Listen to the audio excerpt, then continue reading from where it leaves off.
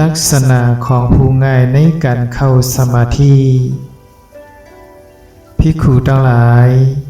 ภิกขุผู้เฮ็ดสร้างพร้อมจอมทำหาเปิงในเป็นผู้อำถึกเข้าถึงสมาธิยาวแลอยู่หาเปิงเป็นเจ้าหือภิกขุทั้งหลายหาเปิงเป็น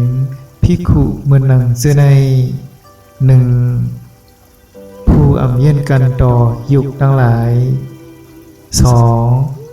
ผู้อำเย็นกันต่อเสียงทั้งหลายสาม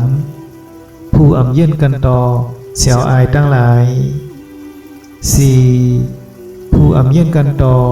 อาหาระทั้งหลายห้าผู้อำเย็นกันต่อโพธพะทั้งหลายภิกขุทั้งหลายภิกขุผู้เฮ็ดสั่งพร้อมจอมทำหาเปิงในแลเป็นผู้อำถึกเข้าถึงสมาธิเย้าแลอยู่ภิกขุทั้งหลายภิกขุผู้เฮ็ดสร้างพร้อมจอมทำหาเปิงในเป็นผู้กึ่งเทิกเข้าถึงสมาธิเย้าแลอยู่หาเปิงเป็นเจ้าหือภิกขุทั้งหลายหาเปิงเป็นภิกขุเหมือนหนังเจ้าในหนึ่งเป็นผู้เย็นกันต่อยุคทั้งหลายสอง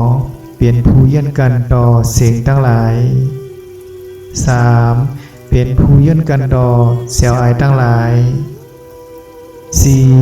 เป็นผู้เย็นกันต่ออาหาระทั้งหลายห้าเป็นผู้เย็นกันต่อ